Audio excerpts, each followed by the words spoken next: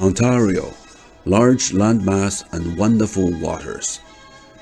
Ontario is Canada's second largest province, covering more than 1 million square kilometers, an area larger than France and Spain combined. Ontario is bounded by Quebec to the east, Manitoba to the west, Hudson Bay and James Bay to the north, and St. Lawrence River and the Great Lakes to the south.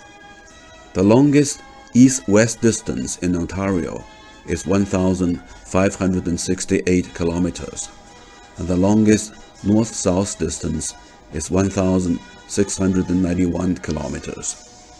Ontario is so vast that it takes 24 hours to drive across the province on the Trans-Canada Highway.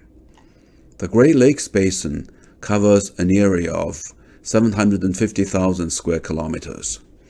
This basin includes 8 U.S. states, most of southern Ontario, and extends into northern Ontario as well. With a population of over 15 million, Ontario is Canada's most populous province, or home to about 2 in 5 Canadians. More than 85% of Ontario residents live within the Great Lakes and St. Lawrence River Basin. Toronto, the provincial capital, is the largest city with 5.6 million people in 2021, followed by Ottawa with slightly over 1 million and Hamilton with about 730,000 people. Other population hubs include London, Windsor, and Sarnia in southwestern Ontario. In eastern Ontario, Ottawa and Kingston are the major cities.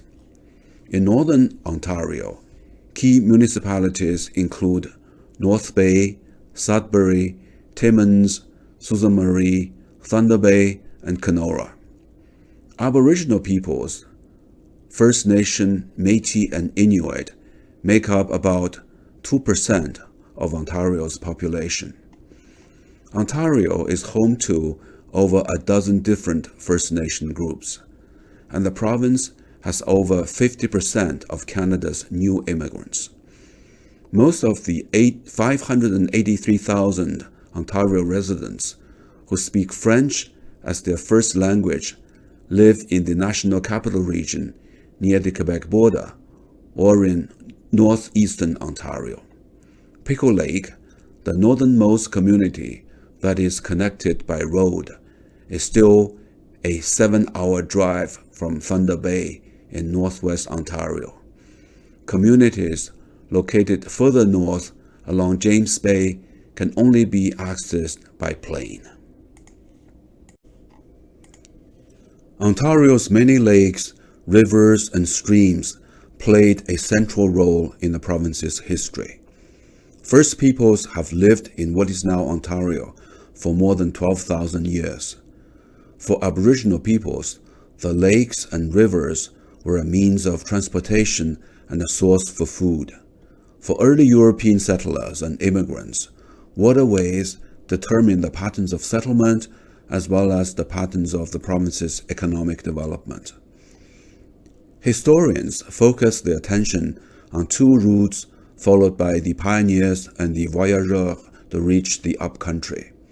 The northern route, also known as the river route, consisted of a series of rivers and lakes, including St. Lawrence River, Ottawa River, Mattawa River, Lake Nipissing, the French River, and the Grand Bay, now called Georgian Bay, which is connected to Lake Huron and is part of the vast waterway of the Great Lakes and its tributaries. The southern route followed the St. Lawrence River to the Great Lakes via the Niagara Cliffs, which the voyageurs dreaded climbing. In regard to the river route, First Peoples were already exploring the region more than 8,000 years ago. During the 17th century, the French traveled up the St. Lawrence River. They explored the region in the hope of tapping into the lucrative fur trade and expanding the French Empire in North America. In 1668, Sault Ste Marie became the first permanent European community in both present-day Ontario and the American state of Michigan. Great Britain won the 7 Years' War in 1763 and took control of the region. After the American Revolution, thousands of American colonists who were loyal to Britain moved to Ontario. In 1791, the British enacted the Constitutional Act, which split Quebec into two parts. Because Ontario was upstream of the St. Lawrence River, it became Upper Canada, and predominantly French-speaking Quebec became Lower Canada. Upper Canada's first capital was Newark, which is now Niagara-on-the-Lake. Several years later, the capital was moved to York to protect it from American attacks. York eventually changed its name to Toronto, which was officially incorporated as Ontario's first city in 1834. In 1841, Upper Canada joined with Lower Canada to become a single province, namely the Province of Canada. In 1867, Ontario and Quebec became separate provinces. They joined Nova Scotia and New Brunswick to form a federal union called the Dominion of Canada. The new country's capital was the small lumber town of Ottawa, and the first Canadian Prime Minister was Sir John Macdonald. The word Ontario probably came from the Huron word Ontario, in reference to beautiful water, beautiful lake. At the eastern entrance of Mattawa stands a statue of Samuel de Champlain. Born in 1567 at the French seaport of Brouage, Champlain was the son of a sea captain. He quickly learned seamanship, navigation, and map-making. Champlain first sailed to Canada in 1603 and explored the St. Lawrence River and Ottawa River. In 1608, Champlain returned to Canada and founded a settlement at Quebec on July 3, 1608, which became the capital of New France. The Ottawa River has played a highly significant role in Canada's history because of its many tributaries, including the Rideau River and the Gatineau River, and further upstream, the Mattawa River. As a communication route, the Ottawa River and its tributaries have helped foster rich networks of human relationships and develop vast territories. In 1615, Champlain continued exploration of the Ottawa River as far as Mattawa. He went up the Mattawa River to Lake Nipissing and down the French River to Georgian Bay in Lake Huron. During this trip of exploring Mattawa, Samuel de Champlain reported seeing a land with spruce, birches, and some scattered oaks. He wrote, "Algonquins live by hunting and fishing in the many streams and small lakes. The river banks were thick with berries of all sorts, including raspberries and blueberries." After Champlain, for more than 200 years, the Mattawa River was one of Canada's main highways of exploration and commerce, serving as part of the route linking the mighty St. Lawrence River. The meeting of the waters in Mattawa had been a significant turning point for one of Canada's greatest explorers. Here, Alexander Mackenzie looked westward towards the rest of Canada, which he would eventually cross to reach the Pacific Ocean. Born in Scotland in 1764, Alexander Mackenzie moved with his family to New York at the age of 10. He was sent to school in Montreal in 1776 at the outbreak of the American Revolution. On July 3, 1789, the 25-year-old Alexander Mackenzie set out from Fort Chipewyan with his team of voyageurs. Mackenzie hoped to claim territory for the Northwest Company and find the Northwest Passage. The team followed the large river that flowed west from Great Slave Lake. On July 13, 1789, Mackenzie reached the Arctic Ocean. The river was later named the Mackenzie River in honor of the explorer. In the summer of 1793, Mackenzie led his team to reach the Pacific coast of what is now British Columbia. Using paint, Mackenzie wrote his name on the rocks: Alexander Mackenzie from Canada by land, the 22nd of July, 1793. Mackenzie's journeys constitute the first known crossing of the North American continent north of Mexico, and his team found a pass through the Rocky Mountains. Toronto, the capital of the province of Ontario, is home to the 553-meter-high CN Tower. In 1976, this landmark became the world's tallest freestanding structure. Generating over 38% of Canada's GDP in 2021, Ontario is a manufacturing powerhouse, including automobiles, information and communications technology, and pharmaceuticals. Toronto is Canada's major business and financial center. University of Toronto is a top university in Canada. Toronto boasts Canada's most multicultural population. A high percentage of the city's residents was born outside of Canada. Cultures from around the world are celebrated in Ontario with festivals such as Caribbean Carnival, Oktoberfest, and the Canadian Aboriginal Festival. Toronto is also an ideal city for sports fans, as there is always a game of some sort every day. Apart from huge landmass, water is a dominant feature of Ontario's geography. Comprising Lake Superior, Lake Michigan, Lake Huron, Lake Erie, and Lake Ontario, these 5 Great Lakes constitute the world's largest continuous body of fresh water. With a total surface area of about 244,100 square kilometers, the Great Lakes combined hold 1/5 of the world's fresh water.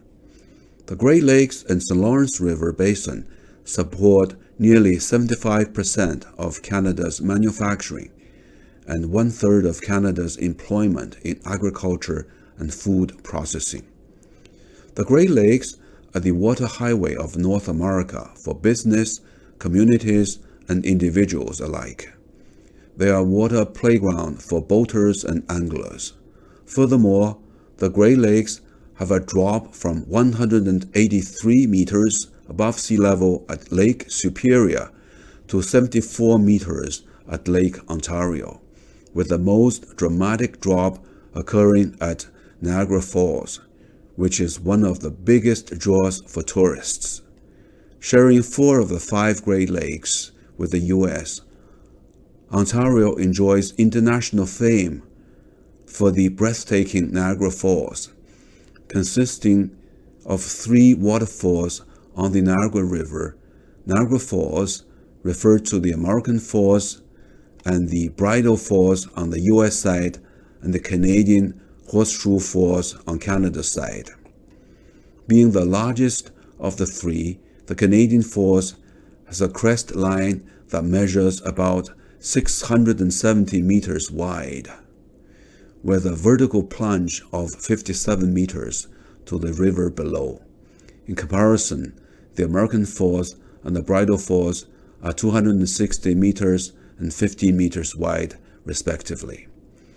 During the summer months, an incredible 154 million liters of water flows over the brink of the Niagara Falls every minute.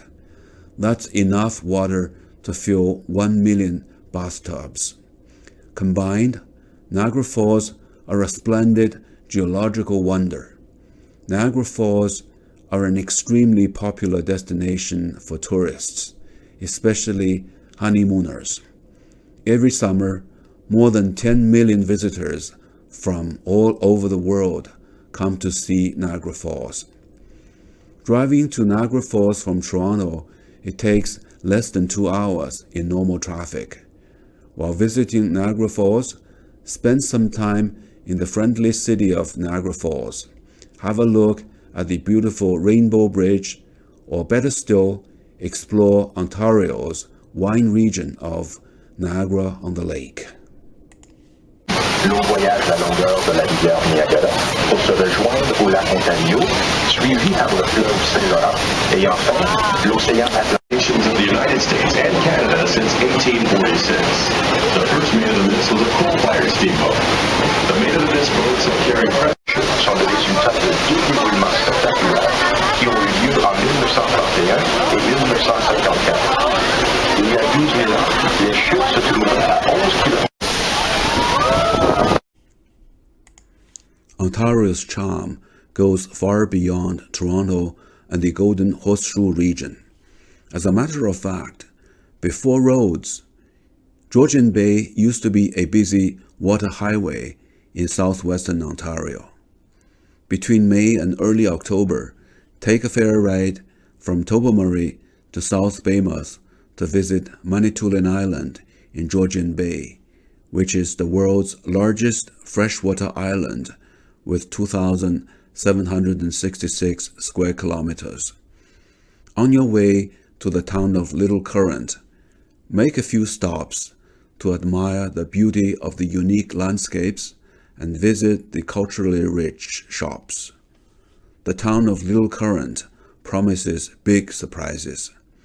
With a peaceful lifestyle and serene environments, the residents on Manitoulin Island are probably the most worry-free people in the country.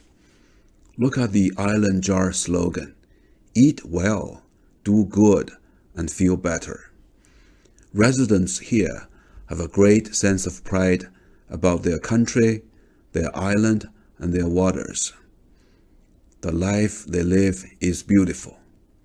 People probably have followed the advice on this big truck: get smart, eat trout. Apart from being a powerhouse in terms of manufacturing, Ontario is highly advanced as far as agriculture is concerned. With some 50,000 farms, Ontario's agriculture produces high-quality fruits, vegetables, dairy, and beef cattle, as well as forage crops, corn, and other grains. Driving in Huron County, slow down, or even better, stop by the eye-soothing fields and try to connect with the animals on the farm that may be curious about you as well. Ontario's varied landscapes offer an abundance of natural resources.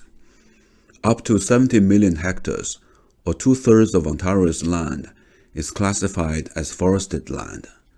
Sustainably managed forests provide wood for building materials, pulp and paper, and a wide range of other value-added products, such as furniture and flooring. Playing a major role in the province's economy, the forest sector provides thousands of jobs to hundreds of communities, support mills and a long value chain, and ships forest products to domestic and international markets.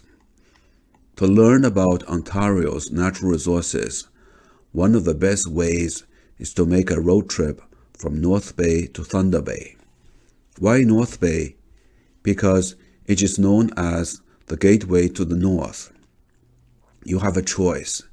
Specifically, pick Highway 11, the highway of history on natural resources, and you will understand why boreal forest has been so important to the communities, mills, as well as the local residents. Stop at Marten River, Earlton, and Cochrane to see the huge walleye, bison, and polar bear statues. Take a picture of the beautifully designed moonbeam welcome sign. Plan to stay overnight at Kapuskasing because you will be rewarded with knowledge about the town's fascinating stories that you won't learn in any textbooks. Apart from being an important resource hub, Kapuskasing has served as an important winter testing ground for many car companies because the harsh winter here is ideal for testing various quality parameters that automakers are unable to perform elsewhere. Driving further westward from Kapuskasing, or another 100 kilometers, you will arrive at Hearst. This is another town where you must spend some time. Hearst is known for being the national moose capital because of a huge statue showing a male moose fighting off wolves in order to protect his female moose. Note that the Hearst Welcome Center is a conifer-shaped building. This unique structure portrays the forestry environment of Hearst and the sense of pride of the community. Strategically designed to greet tourists, this structure is a major landmark right by Highway 11. Walk around downtown Hearst to view the heritage sawmill, especially the Big Saw, which tells a tale of what lumbering is about to local residents. For those travelers who choose Highway 17, a couple of hours west of North Bay, you are at Sudbury. The ancient rocks of the Canadian Shield cover 2/3 of Ontario and host many mineral deposits. In fact, Ontario is a major producer of nickel, gold, copper, etc. Worth billions of dollars, Ontario's mining industry is a global leader in terms of productivity and environmental standards. As illustrated by this iconic Big Nickel statue, Sudbury is world famous as Canada's nickel capital.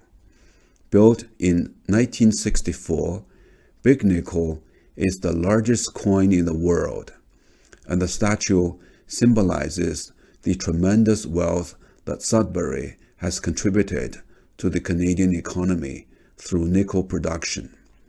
The Museum of Dynamic Earth offers immersive, interactive educational experience about earth sciences. Driving further westward, the process of living lab learning continues along the way.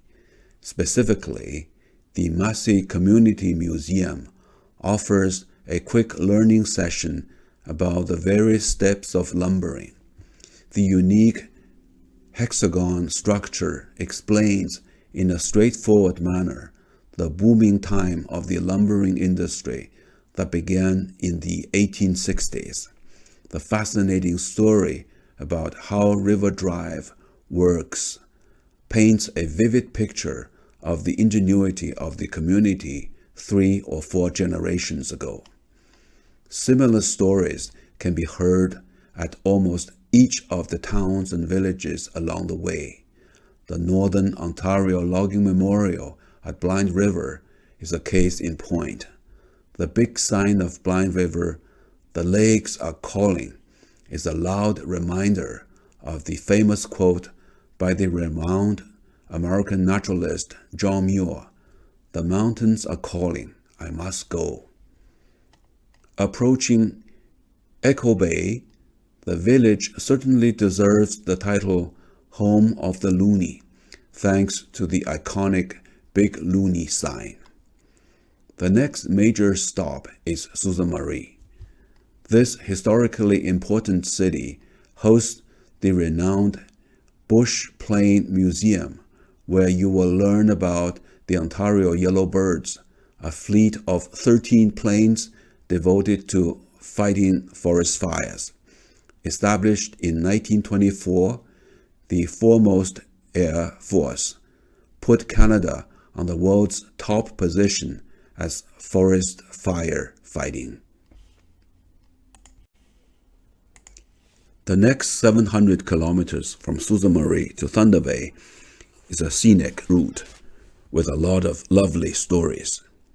The four colors in the forest at Pancake Bay and all the way to Lake Superior Provincial Park certainly match that of the Algonquin Park. It's worth noting the story concerning the construction of the Trans-Canada Highway. At Chippewa Falls, some 55 kilometers north of Sault Ste Marie, you will see a well-maintained plaque, which stands at about the halfway point of the Trans-Canada Highway.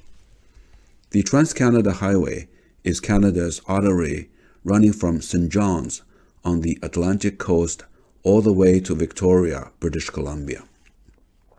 Authorized by the Federal Parliament in 1949, the construction of the Trans-Canada Highway between 1949 and 1970 was a great endeavor of engineering, linking the 10 provinces of this vast country.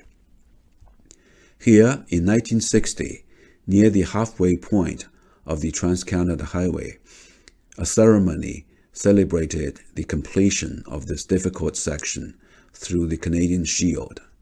Keep in mind, of the 7,821 kilometer route, about 30% are within Ontario. The opening of Trans-Canada Highway not only provided a first-class route drawing together widely separated regions of Ontario, but also boosted Canada's national economy and drastically enhanced the ability of Canadians to travel. It has inspired countless family road trips and illustrates the importance of the automobile in Canadian society. Driving for 2 hours westward from Sault Ste Marie, a huge goose statue comes in sight, and you have arrived at Wawa. Wawa is just one of those place names that stands out. It's one of those names you will never forget. No matter how much time constraint you are under, this is a stop you cannot afford to skip. In the language of the Ojibwe people, Wawa means place of clear water. The legendary Wawa goose indicates that Wawa is on a major migratory flyway from southeastern North America to the Hudson Bay and the Arctic. Each spring and fall, flocks of Canada geese fly in the familiar V-shaped formation, returning to their traditional ground of activities. When the first Europeans traveled to the Wawa region in the late 17th century, they were amazed at the rugged landscape inhabited by the Ojibwe people. Prior to the opening of the Trans-Canada Highway, the people of Wawa traveled to and from their hometown by boat on Lake Superior. In order to achieve a road out, local residents fought hard to secure support from politicians at the provincial and federal levels. A rough 80-kilometer route from Ottawa to Wawa was finally cut through the hard rocks and vast forests of eastern Lake Superior in 1959. Narratives at the Wawa Information Center indicate September 17, 1960 will be the red letter day in Wawa's future history, for it marked the official opening of the magnificent Lakeshore Highway. Premier Frost and other dignitaries journeyed to Wawa to officiate at the impressive ribbon-cutting and dedication ceremonies.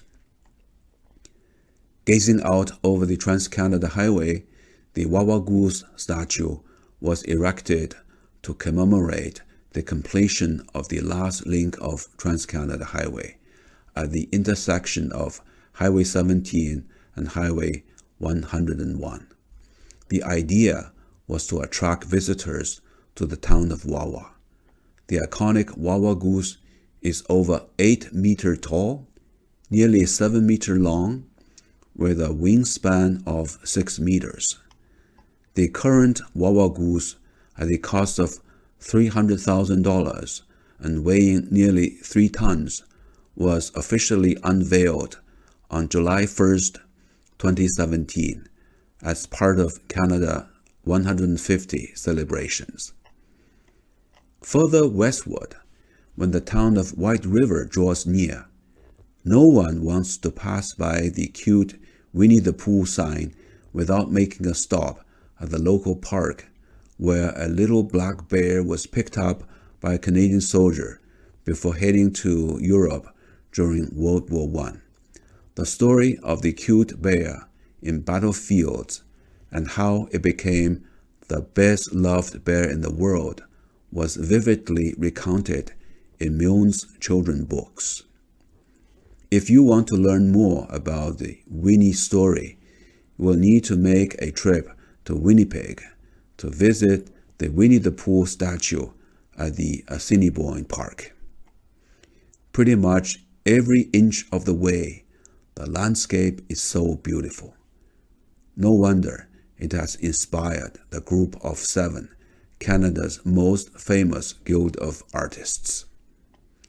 Before entering Thunder Bay, you must stop at the Terry Fox Memorial to pay tribute to this Canadian hero. Please see a separate video in this series that I have made on Terry Fox Marathon of Hope.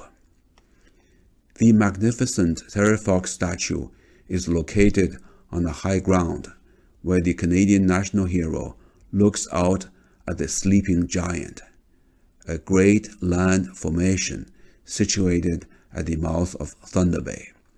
There is another legend, this time related to a rich silver mine. Before leaving Thunder Bay, the gateway to the northwest of Ontario, drive by Lakehead University, superior by nature. Ontario is so big that the province actually spans 2 time zones. The boundary line between the Eastern Time Zone and the Central Time Zone is just west of Thunder Bay. Torontonians and Ottawans may not fully appreciate what northwestern Ontario holds in terms of natural endowments. In fact, Dryden, Kenora, Fort Frances, and neighboring communities are very rich in human ingenuity as well as natural beauty. In addition to the important role the forests have played, water is, like elsewhere in the province, a dominant feature. In this region, there is a cluster of 58 lakes that serve as the world's freshwater laboratory. This research facility, known as Experimental Lakes Area, or ELA, hosts incredible teams of scientists and students who work hard to improve our understanding of the aquatic environment as well as the effects of climate change. There is so much more to learn about Ontario. Heading north from Toronto on Highway 11, in a couple of hours, you will arrive at Gravenhurst. Visit Dr. Norman Bethune's Memorial House, which is a Parks Canada National Historic Site. You will learn about why Dr. Bethune gained recognition in Canada, Spain, and especially China, where he became a household figure following his death at the war front in 1939. Stop at the Huntsville Civic Center and discover what Muskoka can offer in terms of recreational opportunities. In this area, you are not only close to nature, you are actually part of nature inside the Algonquin Provincial Park, which was established in 1893, Ontario's first provincial park. Those interested in collecting antiques and artistic objects should go to an annual community fair in August at Merrickville in Eastern Ontario, and you will find all sorts of farm tools. Kingston deserves a special visit where you will go back in time to learn the historic role the city has played. Ontario has been a preferred destination for immigrants. For instance, at Bridal, 11 kilometers south of Hearst, a number of Slovak immigrants settled in 1930 to start a new life. Also at Hearst, an authentic sauna commemorates the Finnish pioneers who settled in northern Ontario. To celebrate the 100th anniversary of the town's establishment, Hearst created new signs in 2022 to recognize the heritage of all immigrants from around the world. While celebrating their respective cultural heritage, all Ontarians have a shared Canadian story. Their love of hockey is evident from the door handles of Tim Hortons. The welcome sign of Township of Madawaska Valley says it well. Come for a visit, stay for a lifetime. Have a seat on the boat and enjoy the serene scenery of the waters. What a lovely experience. Thank you for watching and listening. Please subscribe to this channel, Words of Woods.